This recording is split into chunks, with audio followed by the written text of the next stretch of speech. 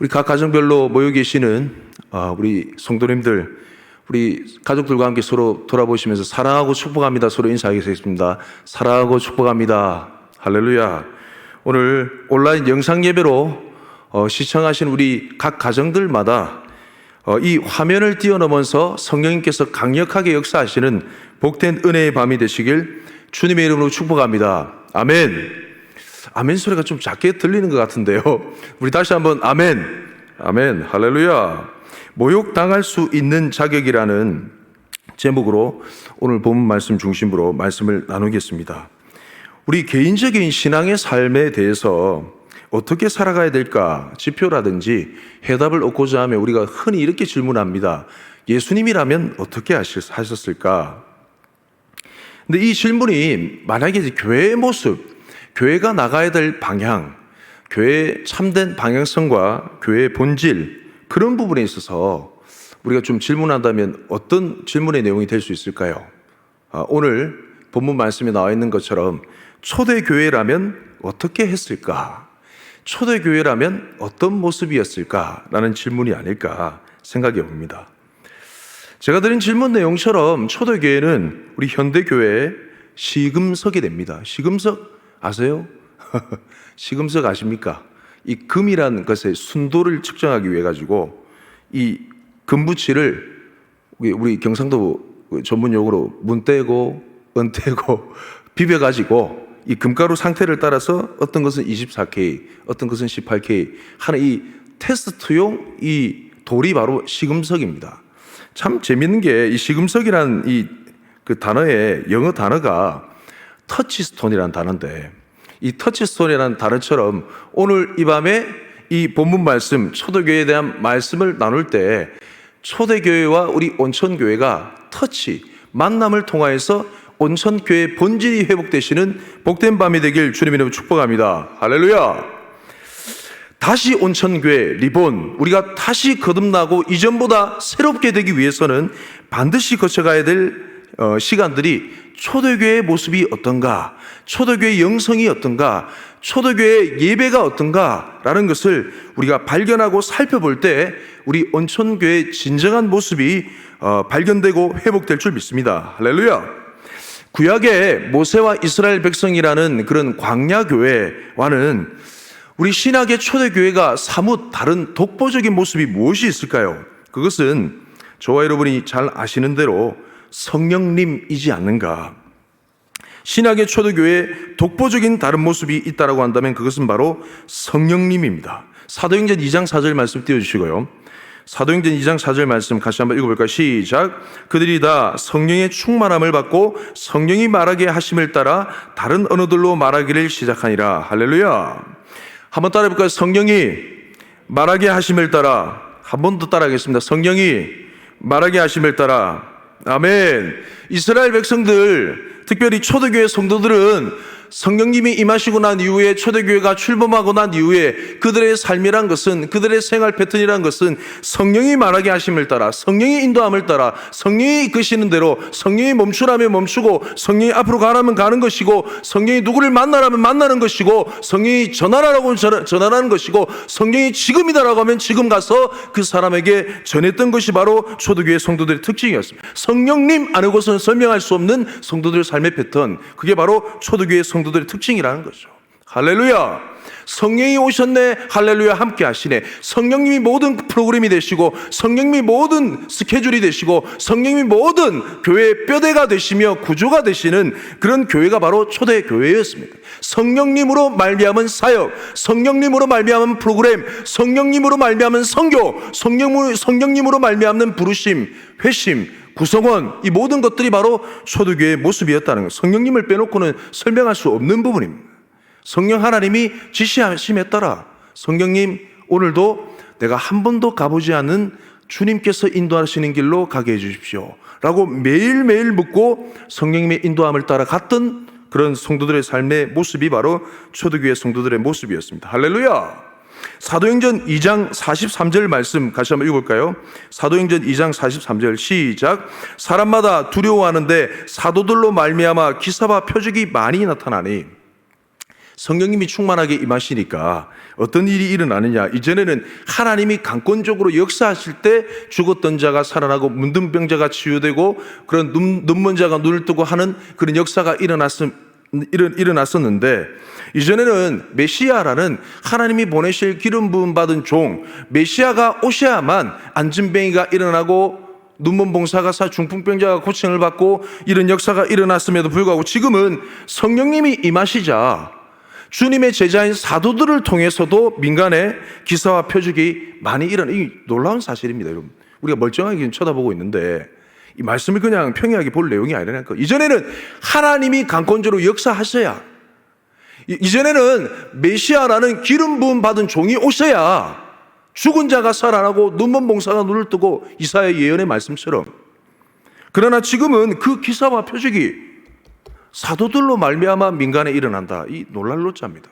교회에 하나님의 살아계심의 증거들이 나타난다는, 온천 교회 가운데 휠체어 타고 들어온 사람 휠체어 던져버려, 목발을 던져버려, 그런 역사들 막 일어나니까 어떤 일이 일어나는가? 사람마다 두려워하기 시작했습니다. 뭘 두려워하느냐? 하나님의 살아계심을 눈으로 봄으로 말미암아 하나님을 두려워하기 시작했습니다. 할렐루야. 하나님에 대한 지극한 경외함이 일어나기 시작했다는 거예요. 그런 하나님에 대한 경외함이 넘쳐났던 예배 현장이 바로 초대교회 예배 현장이었습니다. 우리 온천교회 예배 현장이 그런 현장이 되길 주님으로 축복합니다. 하나님의 살아계심이 교회 구석구석마다 느껴지니까, 거부할 수 없는 하나님의 살아계심이 보이니까, 그냥 세상에 일어날 수 없는 일들이 예배 가운데 나타나니까, 하나님이 강권적으로 역사하시지도 않았고 메시아라는 예수 그리스도께서는 지금 승천하셨음에도 불구하고 사도들로 말미암아 그 일이 일어나니까 두려워 떠는 거예요. 아나니아 삽비라가 돌아가시는 거예요. 그냥 죄를 지으면 즉사해버리고, 성령님 역사하시니까 죽은 자가 살아나고 유두고가 살아나고, 이런 역사를 보니까 교회 가운데 두려움이 임했습니다. 하나님에 대한 두려움이 임했습니다. 할렐루야. 또 하나의 특징, 사도행전 4장 7절 8절 말씀, 사도행전 4장 7절 8절 말씀 한번 읽어볼까요? 시작. 사도들을 가운데 세우고 묻되 너희가 무슨 권세와 누구의 이름으로 이 일을 행하느냐? 이에 베드로가 성령이 충만하여 이르되 백성의 관리들과 장로들아. 아멘. 여기에 보면 사도 베드로와 요한이 공회에 잡히게 되었습니다.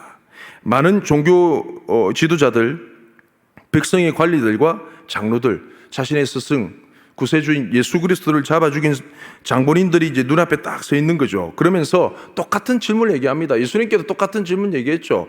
무슨 권세로 이 일을 얘기하느냐? 누가 너를 시켰느냐?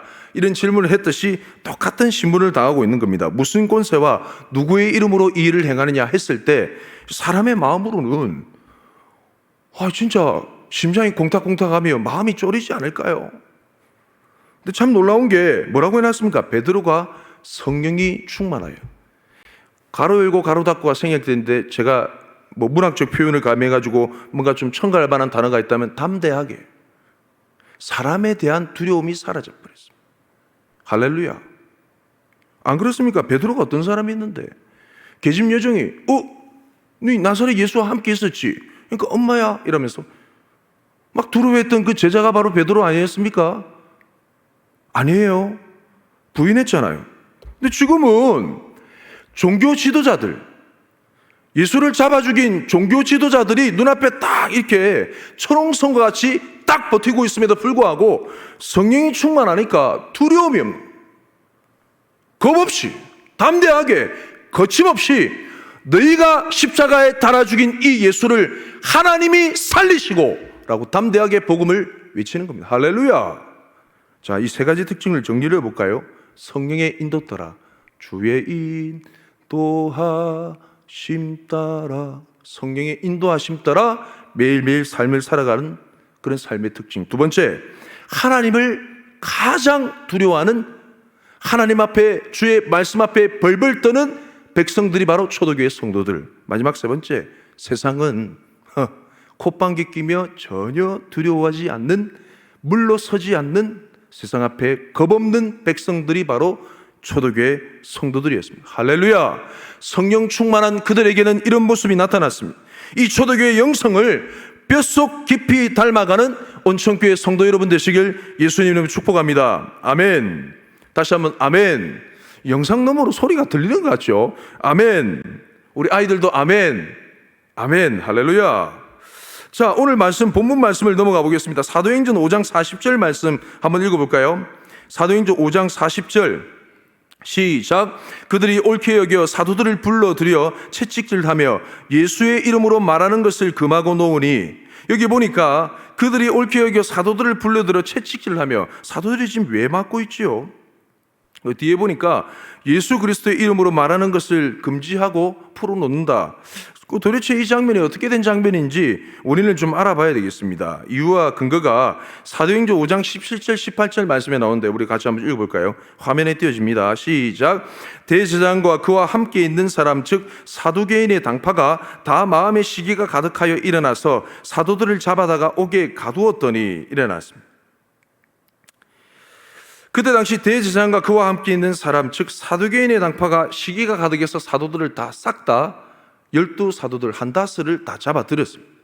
사실은 그 전에 사도 베드로와 요한이 먼저 잡혀 들어갔습니다. 그 이유가 성전 미문에 앉아 구걸하던 안진뱅이를 내게 있는 것으로 내게 주노니 나사렛 예수의 이름으로 말미암아 일어나 걸으라 해서 이제 주의 이름으로 말미암아 회복이 됐습니다. 그런 가운데 그것을 계기로 솔로몬 행각에서 복음을 증거하다가 예수 안에 죽은 자의 부활이 있다는 걸 증거하면서 그걸 사내들인 공회에 종교 지도자를 기에 소문이 들리자 이걸 불쾌히 얘기했어요. 왜냐하면 얼마 전에 잡아 죽인 예수와 비슷한 모습을 행세를 한 제자들이 보이거든요. 뭔가 기분이 나쁘잖아요. 잡아 들였습니다. 둘이. 그래서 사내들인 공회 앞에서 이제 신문하면서 이제 열심히 예수 그리스도의 복음을 증거하니까 이 사도들을 없이하고자 했지만은 눈앞에 보이는 확실한 증거가 뭡니까?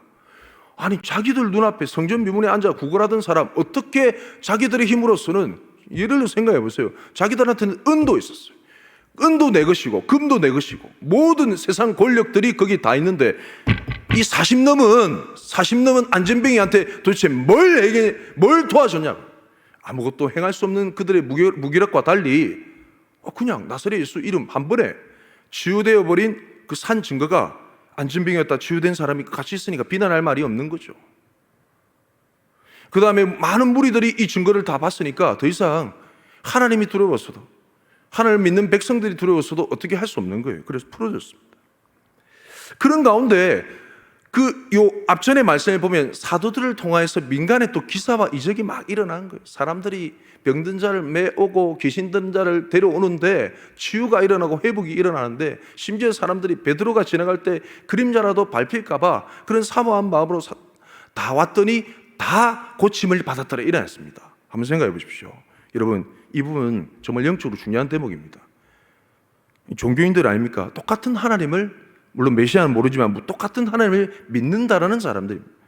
자기들이 가진 종교적인 열심으로는 아까도 얘기했지만 안진뱅이 하나 못 일으켰습니다. 그 믿는 믿음이 중연물에 불과한 거죠. 무슨 생명력이 있습니까? 그런데 성령을 받았다는 사도들이 민간에서 행하는 그 일들을 보니까 생명력이 넘치거든요.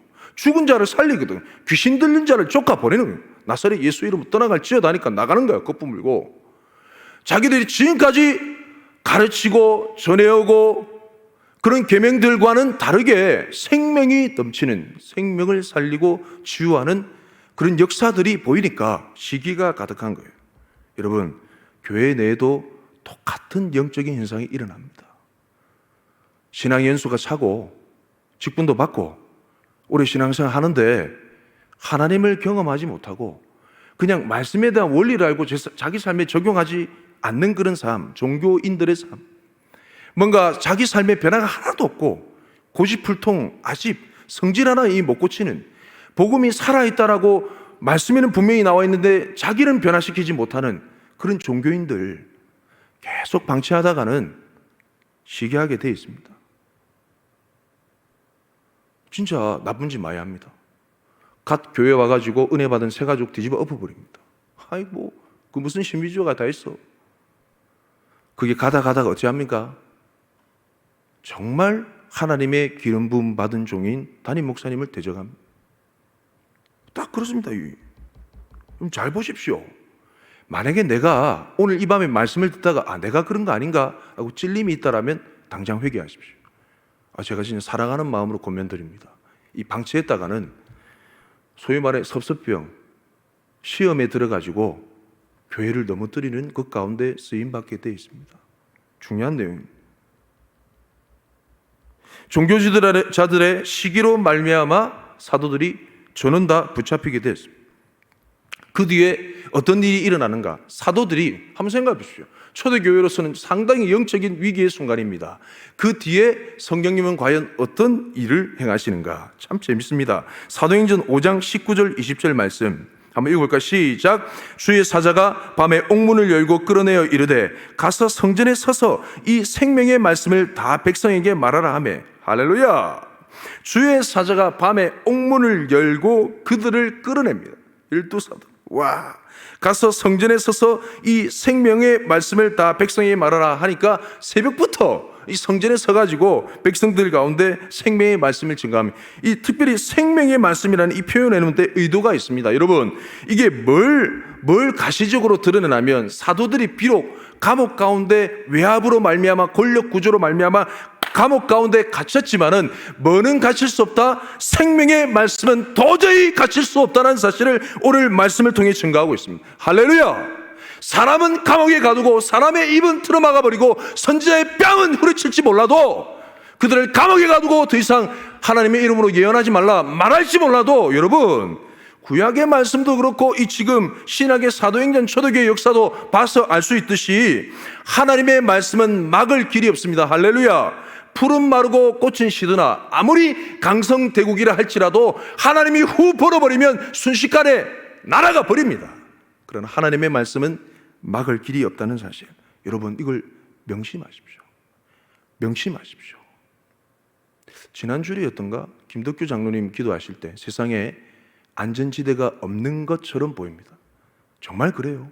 권사님 기도하신 내용처럼 갖가지 재난들이 들이닥치니까 사람들 마음이 두려움이 기본적으로 베이스로 깔려져 있어요. 여러분, 세상에 가장 안전한 곳이 어딘지 아십니까? 하나님 말씀입니다. 하나님 말씀이에요. 아닙니까? 하나님 말씀 따라 살면 눈 감고 눈 뜨면 천국 아닙니까? 제일 안전하지. 할렐루야. 말씀은 막을 길이 없습니다.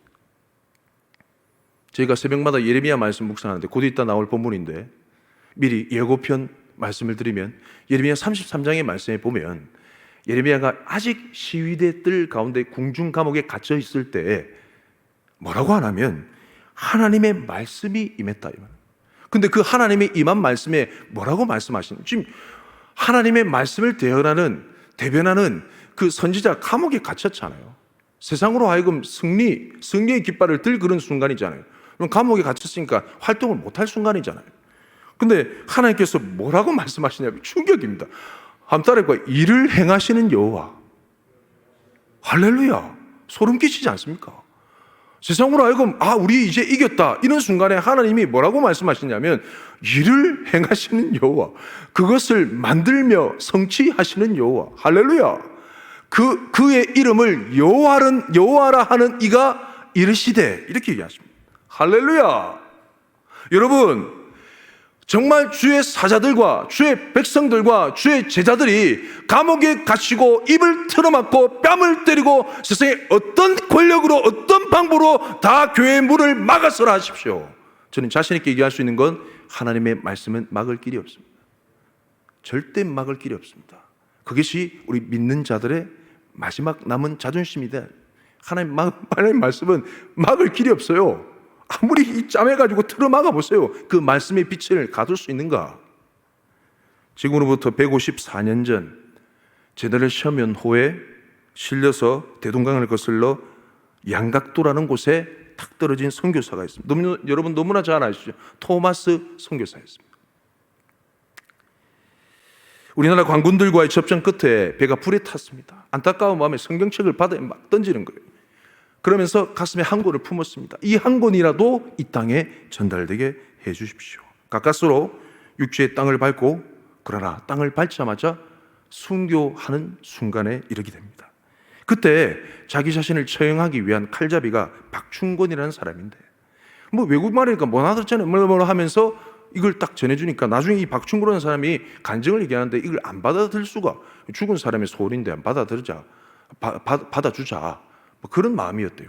받아서 처형을 시켰는데 그 이후에 이 건네받은 성경책을 읽고 그가 장로가 되고 예수를 믿고 장로까지 되게 됩니다. 할렐루야. 여러분, 하나님의 말씀은 막을 길이 없습니다. 사람이 피를 흘리든 말씀을 전하는 전도자가 죽든 관계없이 하나님의 말씀은 살아서 운동력이 있고 자유의 날선 어떤 검보다도 예리하여 죄악과 사망 가운데 가는 심령 가운데 새 빛을 주시는 놀라운 생명의 말씀임을 여러분 믿으시기 바랍니다. 할렐루야. 성전에서 말씀을 전하는 사도들, 여러분 종교 지도자들이 야 가서 사도들 어떻게 있는가 좀 잡아와봐라. 옥에 가보니까 사람이 있어요 없어요? 뭔가 다 채워지는데 인기척이 안 느껴지는가? 문을 열고 들어가 보니까 사람이 없는, 깜짝 놀라보니까 그 사람들이 어디 있는가 보니까 새벽부터 성전에 서가지고 담대하게 생명의 말씀을 증거하고 있는 거야. 할렐루야. 이것이 성령 하나님의 역사하십니다. 아멘. 그들을 다시 공회로 잡아들이게 됩니다. 신문합니다. 그러니까 동일하게 너희가 십자가에 잡아 죽인 이 예수를 하나님이 주와 그리스도가 되게 높이셨다라고 얘기하니까 이를 바닥바닥 깔면서 이 사도들을 다 깡그리 다 없애버리자 하는데, 가말리엘이라는 백성들로부터 존경을 받는 한 자가 여러 가지 두 사람의 예를 들면서 아주 극적으로 이 사도들이 풀리게 됩니다. 이들을 가만히 두자. 정말 하나님께서 시키지 않은 일이라면 이들이 그냥 자연스럽게 이들 따르는 추종자들이 자연스럽게 소멸될 것이다 라고 하면서 그 얘기를 합당하게 여겨가지고 풀려나게 됩니다. 그 풀려나는 그 말씀이 바로 오늘 본문 말씀 시작 부분에 있는 내용입니다. 다시 한번 사도행전 5장 41절 말씀 다시 한번 읽어볼까요? 이 말씀 가운데 이 사도들이 취한 행동이 참으로 좀 놀랍습니다. 참 인상 깊은 부분이 있는데 그걸 생각하시면서 사도행전 5장 41절 말씀 읽어보겠습니다. 시작. 사도들은 그 이름을 위하여 능력받는 일에 합당한 자로 여기심을 기뻐하면서 공회 앞을 떠나니라. 할렐루야. 사도들은 그 이름을 위하여 능력받는 일에 합당한 자로 여기심을 기뻐하면서 뭐라고요? 그 이름, 예수 이름을 위하여 능력받는 일에 합당한 자로 여기심을 기뻐하면서. 이 개역개정 성경 번역으로는 좀 피부에 안 와닿습니다. 그래서 제가 다른 번역 성경을 좀 인용해 왔습니다. 제가 좀 읽어드릴게요. 공동번역 성경에 보면 이렇게 되어 있고요. 모욕을 당하게 된 것을 특권으로 생각하고, 모욕을 당하게 된 것을 특권으로, 놀랍지 않습니까? 모욕을 당하게 된 것을 특권으로 생각. 세번역 성경에 보면 모욕을 당할 수 있는 자격을 얻게 된 것.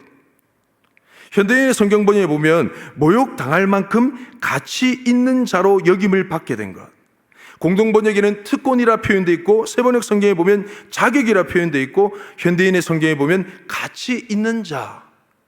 여러분 좀 이게 우리가 기본적으로 이해하는 정서가 아니잖아요. 예수 이름으로 말미암아 모욕 당하는 것이 어떻게 특권이고 어떻게 자격이고 어떻게 가치 있는 자일 수 있습니까? 모욕 당하는 건데 비참한 거 아닙니까? 근데 어떻게 사도들은 이런 반응과 이런 해석을 보일 수 있을까? 여러분 궁금하지 않습니까? 그 배경에는 두 가지 이유가 있습니다. 하나는 첫 번째 한번 따라해 볼까요? 예수님의 전하신 말씀 때문에, 예수님께서 전하신 말씀 때문에 사도들은 그런 반응을 보였다는 것입니다. 마태복음 5장 11절 12절 말씀 한번 읽어보시겠습니다. 마태복음 5장 11절 12절 시작. 나로 말미암아 너희를 욕하고 박해하고 거짓으로 너희를 거슬러 모든 악한 말을 할 때에는 너희에게 복이 있나니 기뻐하고 즐거워하라. 하늘에서 너희의 상이 큼이라. 너희 전에 있던 선지자들도 이같이 박해하였느니라. 이에 입을 열어 가르쳐 가라사대. 산상수훈 말씀이죠. 처음에 주님께서 말씀하신 가르침의 내용입니다. 너무나 중요한 부분입니다. 가르침의 서막, 결론, 모든 엑기스를 모아놓은 내용이 바로 산상수훈, 산상보훈, 보배로운 말씀이죠. 그에 시작되는 팔복되는 말씀, 팔복 말씀의 결론부에 해당하는 부분이 11절 12절 말씀입니다. 뭐라고요? 나로 말미암아, 예수 그리스도로 말미암아 너희를 욕하고 박해하고 거짓으로 너희를 거슬러 모든 악한 말을 할 때는 뭐라고요? 행복한 사람이다. 행복한 사람이라. 왜 행복한가? 뒤에 나옵니다. 기뻐하고 즐거워하라. 왜 기뻐하고 즐거워할 수 있는가? 한번 따라해볼까요? 하늘에서 너의 상이 큼이라. 할렐루야. 오늘 새벽 담임 목사님 말씀에 거룩한 이기주의. 신앙생활은 누구를 좋게 하기 위한 거라고요? 자기 자신. 자기가 제일 좋은 겁니다. 아닙니까? 자기가 행복한 길이에요. 아닙니까? 자기가 제일 복이 된다는 거예요. 아닙니까? 여러분, 적어도 예수 믿었다면 그런 감각은 있어야 되는 거예요.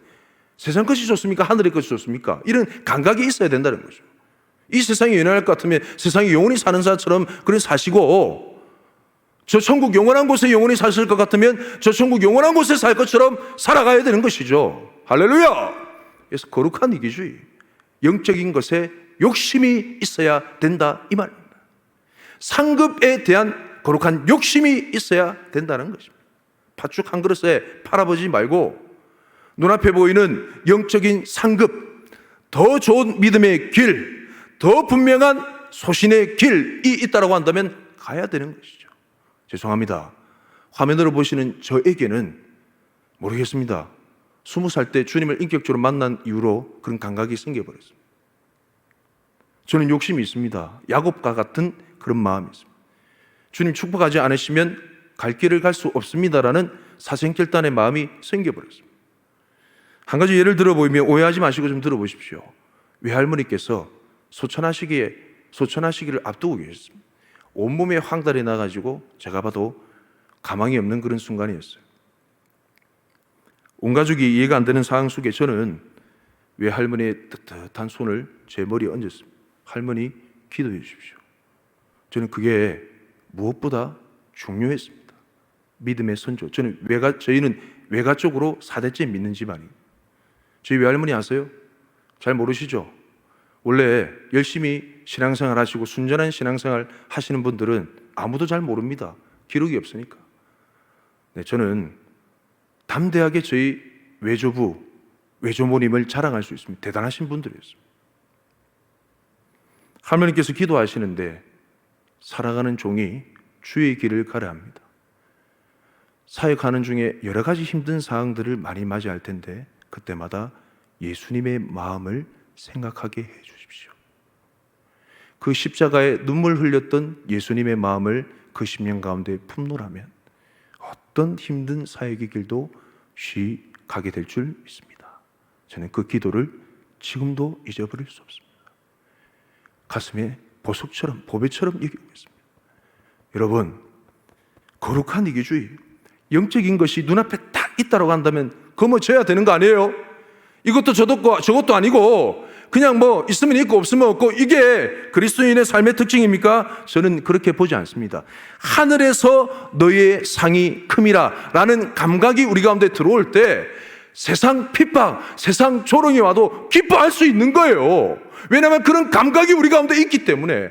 왜냐하면 세상은 우리의 집이 아니기 때문에요. 하늘에서 주신 주님의 상급, 하늘에서 주시는 주님의 그 은혜, 주님의 보상, 그것이 우리 가운데 실제가 되기 때문에 이 세상은 우리를 미워하지만 기뻐할 수 있는 것입니다. 할렐루야! 이런 하늘의 상급을 사모하시고 자신의 것으로 취하시는 그런 저와 여러분이 되시길 주님의 이름으로 축복합니다. 할렐루야! 예수님의 전한 말씀 가운데 이 말씀의 비밀이 있었다는 거예요. 그러니까 이 말씀이 성취된 현장 가운데 그들은 기뻐할 수밖에 없다는 겁니다. 왜냐하면 하늘의 상급이 쌓이는 소리가 들리기 때문에. 할렐루야.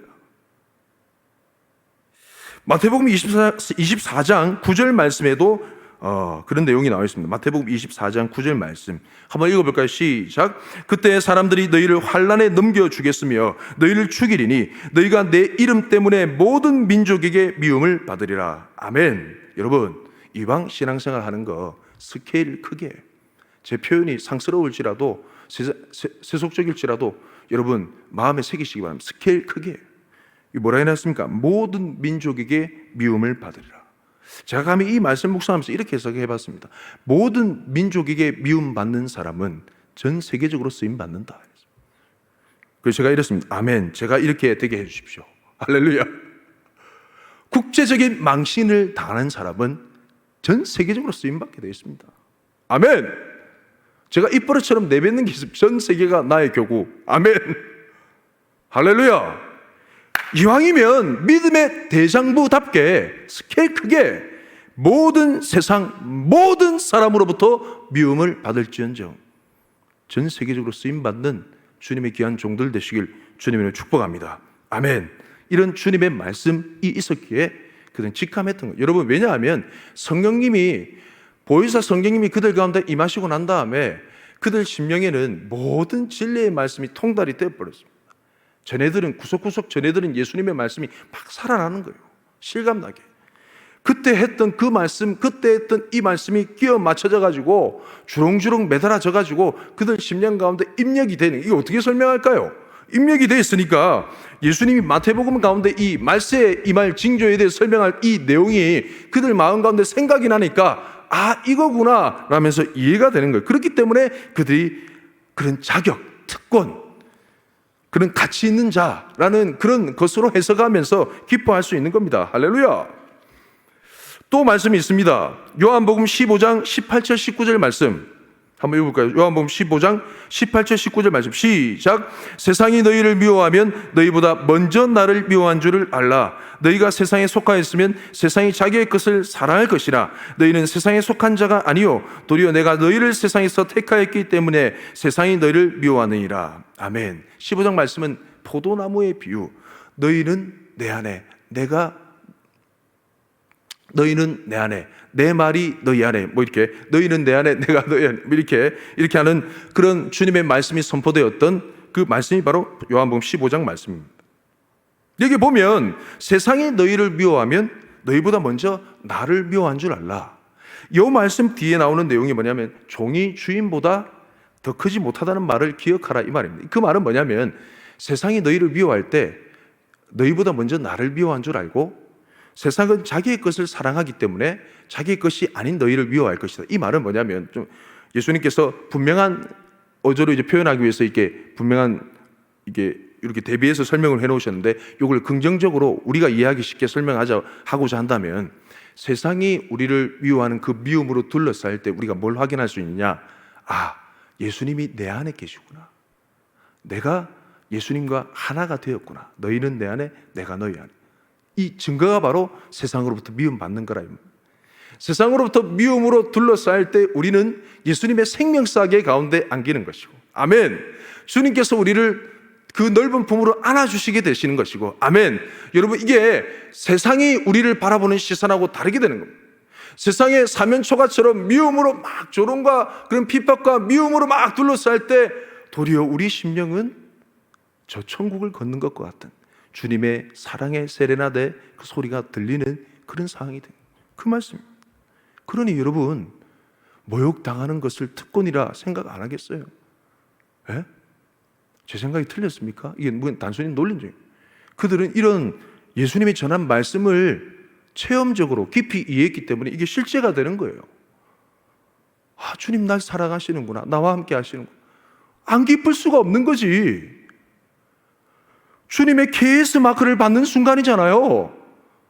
너야말로 나의 참 제자고 너야말로 내 사랑하는 자다.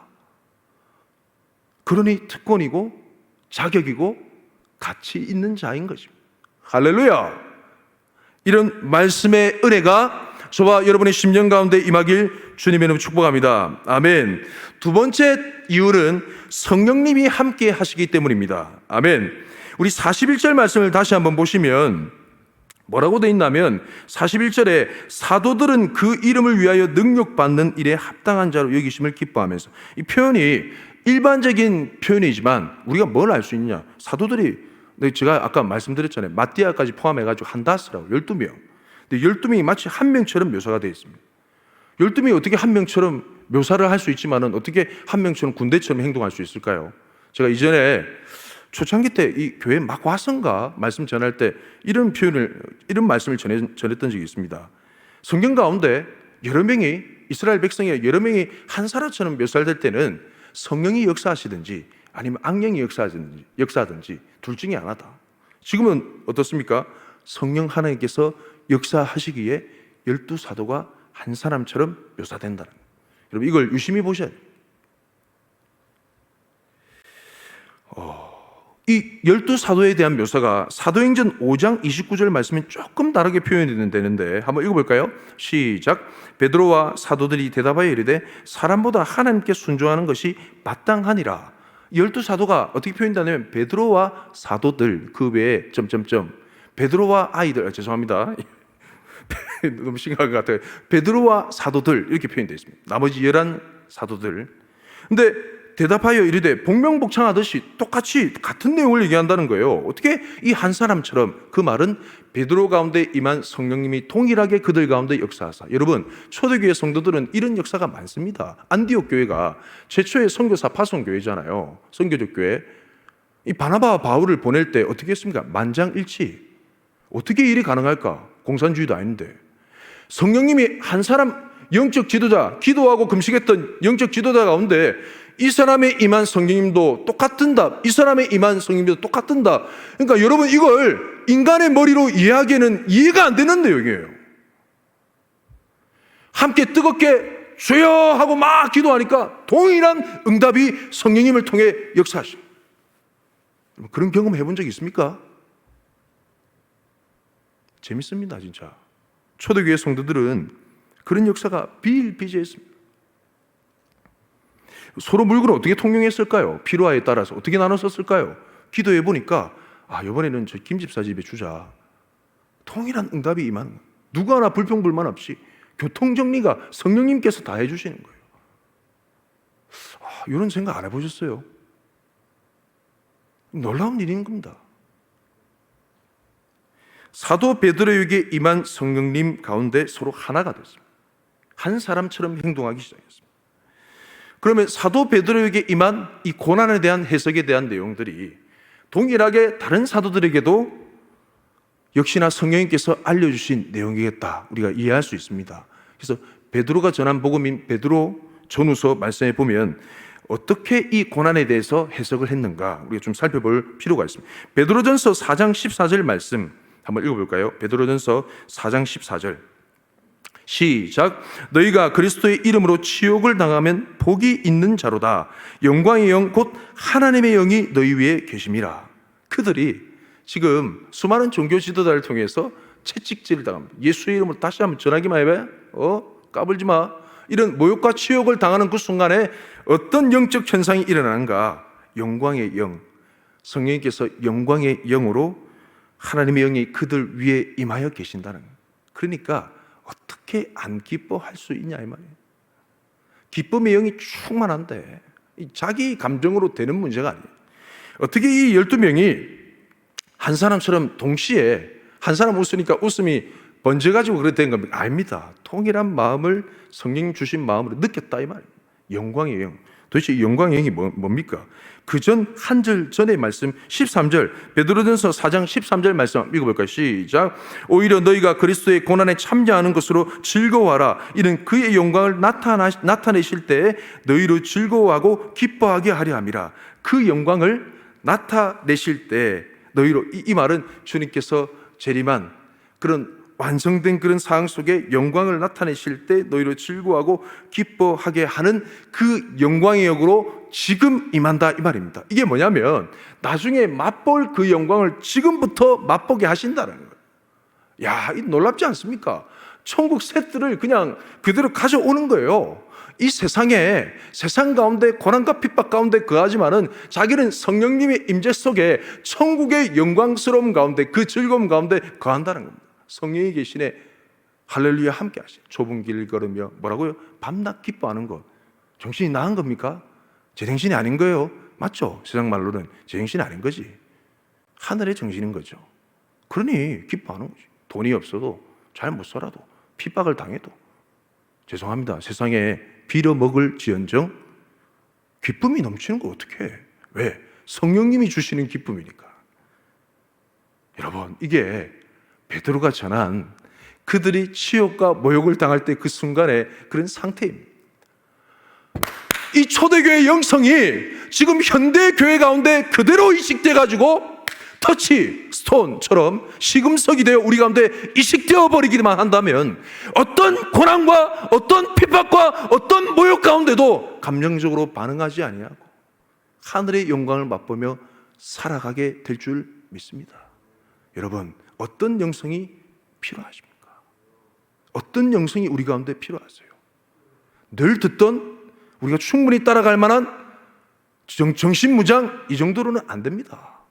성령님, 성령 하나님, 성령님이 주시는 기쁨, 세상에 줄 수 없는, 이해할 수 없는 그런 감정, 이게 도저히 세상이 범접할 수 없었던 초대교회 성도들의 특징이었습니다. 리본, 다시 온천교회, 여러분 가야 될 방향성이 보이십니까? 조금 더 남았습니다. 죄송합니다. 조금 더 나누겠습니다. 여러분, 초대교회 사도들이 전부 사로잡히는 그 위기 속에 매를 맞고 쫓겨나가는 그 영적 지도자들이, 초대교회 영적 지도자들이 그렇게 처참한 꼴을 당하는 그 위기 속에 오히려 그들에게 예수님의 이름을 위해 모욕을 당할 수 있는 자격으로 여길 수 있었던 그 이유는 그들에게 아까 얘기했듯이 예수님의 전한 말씀, 그리고 성령 하나님의 충만하심, 말씀과 성령이 충만하기 때문에 그런 일들이 일어날 수 있었습니다. 할렐루야. 오늘 이 시대에 필요한 것은 하나님의 말씀입니다. 오늘 이 시대의 현대교회 가운데 필요한 것은 성령의 충만한 역사입니다. 말씀과 성령 가운데 초대교회가 출범했습니다. 시작됐습니다. 그러나 이 기본적인 원리를 우리가 놓쳐버린다면 세상 가운데 조롱거리밖에 안 될 겁니다. 맛을 잃은 소금처럼 발에 밟혀 쓸모 없어지게 될 겁니다. 그러나 어떤 상황 가운데서도 우리 한국교회가 의연할 수 있는 이유는 말씀과 성령을 붙잡을 때, 할렐루야! 그럴 때 어떤 위기 순간이 온다 할지라도 그것이 기회가 될 줄 믿습니다. 할렐루야! 교회를 향한 세상의 압력이 거세지는 것은 사실입니다. 지금 쪼여오잖아요. 여러분, 근데 뭐 걱정하지 말거나 이런 표현이 아니고, 여러분 이것 때문에 그냥 시기상조처럼 지금부터 뭐 그렇게 얘기하거나 하지 마십시오. 왜냐하면 제가 이전에도 말씀드렸지만 이제 시작입니다. 시작에 불과합니다. 한참 멀었습니다. 교회를 향한 세상의 압력, 여러 가지 쪼여오는 그런 상황들, 이제 시작입니다. 시작에 불과합니다. 한참 남았습니다. 여러분, 그렇기 때문에 우리가 어떤 영성, 초대교회 영성을 바라봐야 되는 것이죠. 여러분, 문제의 상황 앞에 감정적으로 반응하면서 우리의 중심을 잃어서는 안 될 일입니다. 한국교회가 왜 이래? 여러분, 이렇게 얘기해서는 안 됩니다. 세상은 왜 이러는 거야? 함부로 그렇게 얘기해서는 안 되는 거예요. 여러분, 왜냐하면 한국교회는 주님의 몸입니다. 그리고 세상은 주님께서 몸버려 피 흘려 사길 원하는 주님의 사랑하는 백성들이기 때문에 그렇습니다. 잘 기억하십시오. 중심을 잃어버리셔는 안 됩니다. 철저히 말씀과 성령 가운데 사로잡혀 초대교회 성도들이 반응했던 그 모습을 우리가 봐야 된다는 것이죠. 베드로 사도는 사도들이 그렇게 반응할 수밖에 없었던 성경적 행동 강령을 베드로전서 4장 19절 말씀에 녹여냈습니다. 여러분, 이 너무 중요합니다. 베드로전서 4장 19절 말씀 같이 한번 읽어볼까요? 베드로전서 4장 19절 시작. 그러므로 하나님의 뜻대로 고난을 받는 자들은 또한 선을 행하는 가운데 그 영혼을 미쁘신 창조주께 의탁할지어다. 뭐라고요? 하나님의 뜻대로 고난받는 자들은 또한 선을 행하는 가운데, 하나님의 뜻을 저버리지 않고 끝까지 선을 행하는, 저희 온천교회는 너무 자랑스럽습니다. 제가 앞에서 괜히 하는 얘기가 아닙니다. 저희 힘든 가운데서도 혈장기증이라는 선을 주님의 인도하심 따라 행하고 있습니다. 너무 자랑스러워요. 그런 가운데 그 영혼을, 우리의 영혼을 신실하신 창조주께 부탁드리는 거예요. 세상에 나와가지고 머리에 띠를 두르고 이런 세상 하면서 골기하는 그런 모습이 전혀 없습니다.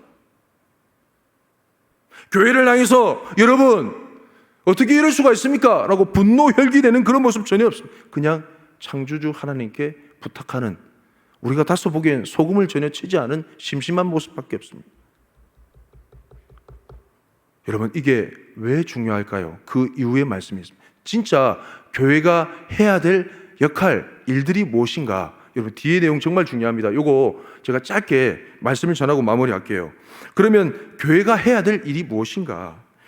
오늘 본문 말씀으로 돌아오면 이 창조주 하나님께 모든 것을, 모든 영혼을, 모든 것을 맡기는 그런 행동이 어떤 것인가를 오늘 본문 마지막 절 가운데 나와 있습니다. 사도행전 5장 42절 말씀 같이 한번 읽어보실까요? 사도행전 5장 42절 시작. 그들이 날마다 성전에 있든지 집에 있든지 예수는 그리스도라고 가르치기와 전도하기를 그치지 아니하니라. 여러분, 지금 유대인들과 이 사도들, 초대교회를 핍박하는 유대인들과 어떻게 합의가 잘 봤습니까? 아직 안 봤습니다. 예수 이름으로 전하지 말라 했습니다. 맞아요, 틀려요? 맞습니다. 합의가 안 봤어요. 코로나가 지금 종식이 안 된 것처럼 문제의 근원이 안 사라졌다는 거예요. 우리가 지금 대면 예배를 하다가도 비대면 예배를 해야 되는 것처럼 이 사도들도 성전에서 복음 전하다가 예수 이름 증거하다가 쫓겨나면 또 쫓겨나야 되는 거예요. 그런 상황에 문제가 해결이 안 됐어. 그럼 성전에 있든지 집에 있든지 이 표현 뭡니까? 바로 그 내용. 여러분 생각하는 바로 그 내용. 제가 이 말씀 묵상하면서 소름이 끼쳤어요. 지금 상황 똑같은 거예요. 날마다 성전에 있든지 성전에서 담대히 복음을 외쳐 전할 수 있을 때는 거기서 전하는 거예요. 그러다가 유대인 종교 지도자를 통해서 쫓겨나게 되면 집에 들어가는 거예요. 집에 들어가가지고 그 자녀들, 교인들 앞두고 집에서 가정교회로 모였댔잖아요. 지난주 이상규 교수님 말씀 전할 때 집에서 성도들 둘러앉아가지고 거기서 장소 불문하고 상황 불문하고 여건 불문하고 성전에서 전할 수 있을 때는 성전에서 전하고 집에서 전할 수 있을 때는 집에서 전하고 어디서 전할 수 있을 때는 관계없이 그냥 예수 그리스도의 복음을 가르치기와 전도하기를 쉬지 않았다 이 말입니다. 이게 너무 소망되고 대안되는 말씀인 거예요. 할렐루야. 상황과 관계없이 장소와 관계없이 여건에 관계없이 복음을 증거했습니다. 여러분, 이 복음을 증거하는 것 가운데도 놀라운 비밀이 있습니다. 단순히 가르치고 전하는 것이, 전도하는 것이 단순히 교육을 의미하는 게 아닙니다. 그냥 A는 B고 B는 C고 이런 것이 아니라는 거죠. 초대교회 말씀 교육이라는 것은 예수님의 증인을 증인되게 하는 것인데, 여러분, 예수님의 제자를 제자되게 하는 것인데 이게 단순히 가르침으로 되냐 이 말이죠. 사도 베드로는 이렇게 설명합니다. 베드로후서 1장 16절 다 돼갑니다. 베드로후서 1장 16절 말씀 제가 읽어드리겠습니다. 우리 주 예수 그리스도의 능력과 강림하심을 너에게 알게 하는 것이 교묘히 만든 이야기를 따른 것이 아니요 우리는 그의 크신 위엄을 친히 본 자라. 지금 예수 그리스도의 능력과 강림하심을 너에게 알게 한 것이 교묘히 만든 그리스도 신화 같은 그런 내용이 아니라는 거예요. 우리는 그의 크신 위엄을 친히 본 자라. 체험을 얘기합니다. 어떤 체험을 얘기하느냐, 뒤에 내용을 제가 설명드릴게요. 변화산 사건, 그 체험 사건을 얘기합니다. 그 변화산에서 이는 내 사랑하는 아들이요 내 기뻐하는 자라라는 하나님의 음성이 들렸다는 것을 얘기하는 거예요. 그러면서 더 확실한 예언에 대한 얘기를 합니다. 그 체험보다도 확실한 예언이 있으니 그게 말씀이에요. 말씀을 대하는 태도와 자세에 대해서 뒤에 설명. 베드로후서 1장 19절 21절 말씀 제가 읽어드리겠습니다. 시작. 또 우리에게는 더 확실한 예언이 있어 어두운 데를 비추는 등불과 같으니 날이 새어 샛별이 너희 마음에 떠오르기까지 너희가 이것을 주의하는 것이 옳으니라. 먼저 알 것은 성경의 모든 예언은 사사로이 풀 것이 아니니 예언은 언제든지 사람의 뜻으로 낸 것이 아니요 오직 성령의 감동하심을 받은 사람들이 하나님께 받아 말한 것임이라. 뭐라면 앞부분에 우리는 더 확실한 예언이 있다는 거예요. 이때 말씀이라는 것은 베드로 사도의 입장에서는 구약의 말씀입니다. 율법과 선지자와 시편, 예수님께서 얘기하듯이 나를 가리켜 율법과 선지자와 시편에 대해서 나를 가리켜 한 말씀, 예수님에 대해서 증거한 모든 말씀이 바로 이 성경의 모든 예언이란 말입니다. 이게 어두운 데를 비추는 등불과 같으니 날이 새어 샛별이 너희 마음에 떠오르기까지 주의하. 그 밤중에 바라보는 등불과 같은 거예요. 살펴보는 그 등불을 어떻게 합니까? 주의 깊게 꺼질세라. 그러니까 말씀을 아주 주의 깊게 세밀하게 보는 그런 자세를 얘기합니다. 뒤에 부연 설명하죠. 성경의 예언은 사사로이 제멋대로 풀 게 아닙니다. 뭐라고 얘기하냐면 한번 따라 오직 성령의 강동하심을, 다시 한번 오직 성령의 강동하심을 받은 사람들이, 할렐루야, 오직 성령의 감동하심을 받은 사람들이 하나님께 받아 말하는 거예요. 가르치는 게 아니고 A는 B고 B는 C고 이게 아니고 성령의 감동하심을 받은 사람들이 하늘의 것을 받아 뜨거운 심령으로 그들 가운데 증거할 때 증인이 증인을 낳게 되는 것이고 제자가 제자를 낳게 되는 거예요. 왜냐하면 목에 칼이 들어올지 모르는 상황이기 때문에. 단순한 가르치면 되는 게 아닙니다. 가르치기와 전도하기를 쉬지 않았다는 것이 거기에 있습니다. 여러분, 이 말씀을 저도 이전에 열심히 제자 양육 사역을 해야 된다. 그렇게만 이해를 했었는데 주님께서 새로운 차원의 말씀의 세계를 열어주셨습니다. 왜 이걸 해야 되느냐? 6장 1절에 보면 그때 제자가 더 많아졌다 얘기했습니다. 흐름만 좀 설명하고 다 됐습니다. 이 제자가 많아진 게 왜 중요하냐? 이 제자가 많아지면서 헬라파 여인들의 그 헬라파 과부들의 구제하는 행정적인 문제가 발생했잖아요. 그때 일꾼을 세웁니다. 7집사. 그때 7집사 일꾼을 세우면서 체제가 정비되면서 이 체제가 정비된 게 뭘 대비하기 위한 것인가? 이 집사들이 그냥 그 구제하는 일 돕는 것만 하는 게 아니고 복음을 전합니다. 스데반 집사가 복음을 전해요. 그러다가 스데반 집사가 순교하게 되는 순교, 그 일을 통해서 어떤 일이 일어납니까? 초대교회 핍박이 일어나. 예루살렘 교회 핍박이 일어나면서 사도들을 제외하고, 잘 들으세요, 사도들을 제외하고 어떻게 됩니까? 방방곳곳으로 흩어지게 됩니다. 그때 이후에 선교, 복음 전도는 사도들 중심이 아니라 이 제자들, 성도들 중심으로 일어나. 여러분, 제가 조심스럽게 얘기합니다. 지금 시대 이후로 많이 모이거나 연합 집회를 하거나 수가 많아지는 모임은 표적이 되게 되어 있습니다. 한국 사회를 뛰어넘어서 전 세계적으로 표적이 되게 되어 있습니다. 지금 뭐 해야 되느냐? 하나님께서 강권적으로 교회를 강권하셔서 흩으실 때가 있습니다. 그때를 대비하기 위해 성전에서든지 집에서든지 성령의 감동하심을 받아 하나님께 받아 전하는 자의 심정으로 부모든 교사든 누구든지 관계없이 집에서든지 성전에서든지 특별히 다음 세대를 위해 가르치기와 전도를 쉬지 않고 하시기 바랍니다. 뭔가 다 같이 모여야 교회가 되는 것 같죠? 이제는 그런 시대 지났습니다. 제가 엄중하게 말씀드립니다.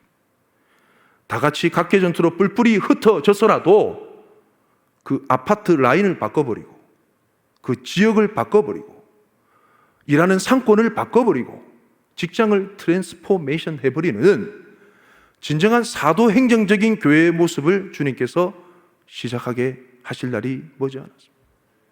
온천교회 성도 여러분, 터치스톤 초대교회 성도들과 손을 맞장구 치시면서 하이파이브 하십시오.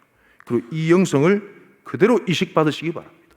지금 우리가 해야 될 일은 비대면 예배를 하면서 지금 가정 가운데 예배 드리고 잘 드리고 계시죠?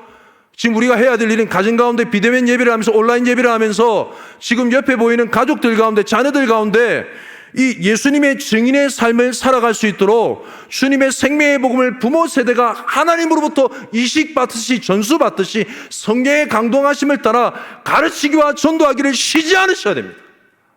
그럴 때 그 자녀들이 예수 그리스도의 증인된 삶을 감당하게 될 때 초등학교가 변화되고 어린이집이 바뀌게 될 것이고 하나님은 지금 저와 여러분 그리고 온천교회를 통해서 그런 사역을 행하길 간절히 원하시고 계십니다. 다시 온천교회, 이전에 전혀 볼 수 없었던 온천교회의 모습을 사모하고 기대하십니까? 그러면 이 초대교회의 영성, 이 흐름 가운데 도전하시기 바랍니다. 성령 하나님께서 저와 여러분의 심령 가운데 역사하실 것입니다. 우리 이 시간 다 함께 기도 제목을 보시고 기도하십시오.